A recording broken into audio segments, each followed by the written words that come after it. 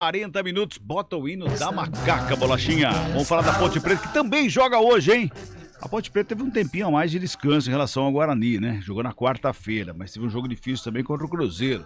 E joga daqui a pouco lá em São Luís do Maranhão. E tem desfalque, né, Júlio Nascimento? Abela chegando com informações da Macaca, que entra em campo hoje à noite contra o Sampaio. Duelo direto de duas equipes que ainda sonham matematicamente com acesso, mas adotam cautela, é verdade. A Ponte é a 10ª com 43 pontos, o Sampaio o 9º com 45.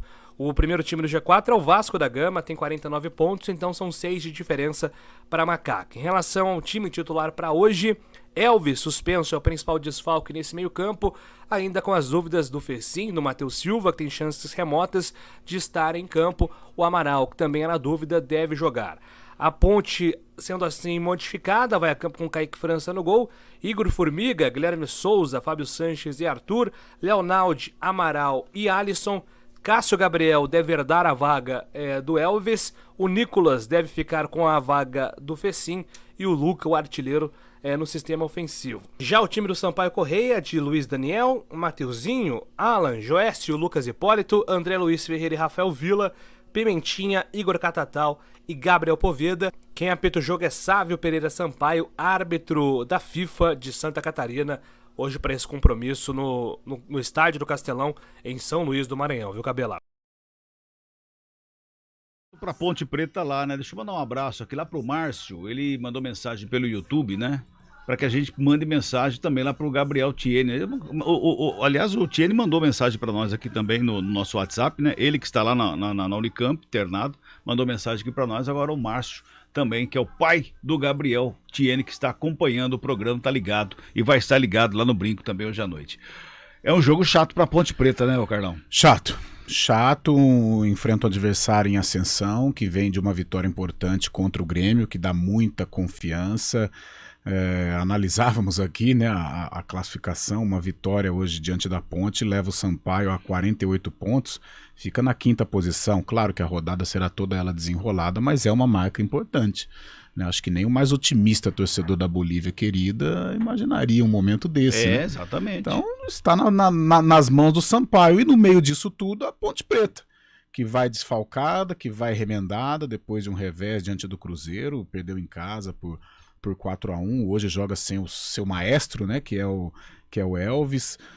Pelo menos os cavalinhos de raça do meio campo vão estar, né, o Felipe Amaral, o Leonaldi e o Alisson, mas joga desfalcado, não joga Mateuzão, né, não vai jogar o Fecim, então é uma parada difícil para a Ponte. Eu acho que hoje um empate a gente pode considerar assim como uma vitória, porque a atmosfera toda ela é direcionada para o Sampaio Corrêa, pela campanha que faz, pelos últimos jogos, pelo significado de uma eventual vitória, né, pelo que representa o jogo para o Sampaio Corrêa, e a Ponte mambembe, né, com um time desfalcado depois de um resultado muito adverso, né, 4-1, acho que o resultado foi até, o resultado, não a vitória do Cruzeiro, mas o resultado foi injusto pelo que a Ponte apresentou também no jogo, né, o placar, aliás, né, mas tem que encarar, não vai ter jeito não, mas o Sampaio eu considero como favorito hoje. Qual a diferença de Sampaio e Ponte Preta na classificação, Fábio? Neste momento, Sampaio Corrêa está em 9º lugar com 45 pontos, a Ponte Preta tem 43. Como disse o Carlão, se Sampaio Corrêa ganhar, vai a 48 e fica a 1 ponto do Vasco, que é o último do G4, Cabela. E o Vasco tem um jogo chato na rodada, que é o Operário lá no Pará. Cabelo, o Operário tá lá embaixo na zona. Vai jogar com o Operário lá no Pará pra ver quanto que é bom lá. E vale lembrar que o Vasco, nos últimos 8 jogos como visitante, perdeu os 8. Perdeu os 8 jogos como visitante, desde que... Meu Deus, o Vasco da Gama, rapaz, que coisa de louco. Aliás, as possibilidades de acesso do Vasco caíram bastante, hein? E aumentaram do Ituano. Aqui na nossa região tem o Ituano. O Ituano é o time que tem mais chance de acesso, inclusive incluindo o Vasco da Gama, gente. O Ituano está subindo muito de produção. A pontuação do Ituano hoje é 2 pontos a menos que o Vasco da Gama. Se o Vasco não ganhar do Operário e o Ituano vencer o jogo que tem na rodada, contra o Cruzeiro, que é contra o Cruzeiro lá em Minas, pode acontecer, o Cruzeiro já não aspira mais nada, porque já é campeão, já teve acesso e tudo mais. É um Cruzeiro, mas se beliscar lá, abre o olho, Vascão, abre o olho. Ainda na Ponte Preta, 2 artilheiros frente a frente, hein? Os 2 principais artilheiros do ano da Série B. O Luca, que tem 14 gols, e o Poveda, que é o artilheiro do campeonato com 16, não é, Júlio Nascimento? Cabela, hoje tem um duelo muito interessante, né, dos artilheiros da Série B. O Gabriel Poveda, com 16 gols, é o atacante do Sampaio Corrêa. O vice-artilheiro da competição é o Luca, tem 14 gols. Aliás, se o Luca marcar, ele empata com Renato Cajá como o terceiro maior artilheiro do século da Ponte. Cajá tem 45 gols, o Luca tem 44. A tendência é que o Luca empate e passe o Cajá para se tornar o terceiro maior artilheiro do século, atrás apenas do Roger, que tem 67 gols, e do Washington, que tem 59. E o Luca é o capitão do time e fala sobre essa sequência que a Ponte tem, né? Agora são 6 jogos restantes e a Macaca ainda acreditando no acesso. São jogos decisivos, eu vim falando isso desde o começo do retorno, que essa reta final é um campeonato totalmente diferente do começo, porque são jogos muito mais mentalmente, que exige muito mais mentalmente. A gente vê que tem muitas equipes, né, sofrendo para ganhar dentro de casa. Muitas das vezes pelo mental ele está um pouco fragilizado, né? Então a gente está forte em relação a isso e a gente vai jogo a jogo e ver o que acontece aí, somar o máximo de pontos possível para que no final a gente vê se, né, as nossas chances elas são pequenas ainda, mas ainda tem, nós vamos atrás até o final. Tá então, né, Cabela, esse sentimento dos jogadores da Ponte de não colocar tanta pressão assim nesse objetivo do acesso, mas não jogando a toalha, somar o máximo de pontos e lá na frente analisar o cenário possível, né, Cabela?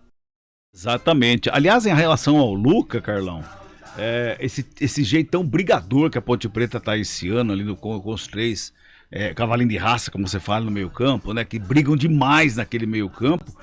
O Luca encaixa muito bem nisso também, e até vou falar fazer uma colocação aqui, que o Luca, desde o começo do ano, ele tem a mesma postura, mesmo com o time mal na Série A1 do Campeonato Paulista.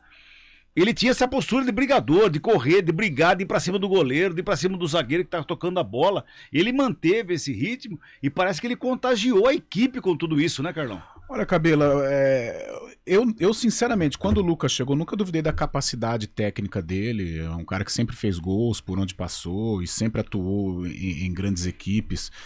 Mas eu ficava um pouco desconfiado com o Luca em virtude até da primeira passagem, que mesmo tendo sucesso, fez gols, foi artilheiro, tudo, mas parecia que ele não estava muito à vontade na Ponte, assim. Parecia que ele se sentia acima da Ponte Preta. Isso.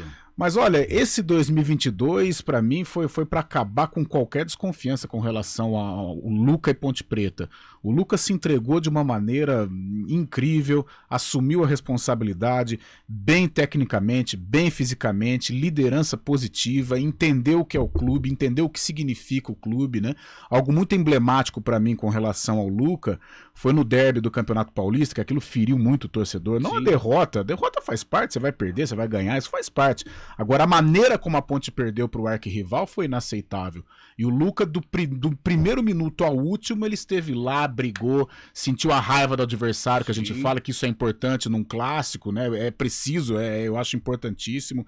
E no Campeonato Brasileiro da Série B continuou mantendo essa postura, assumiu a responsabilidade novamente, capitão. Então, realmente, 2022 que o Luca termina muito fortalecido. E olha, às vezes a torcida fica muito brava, de repente, se ele quiser buscar outros ares.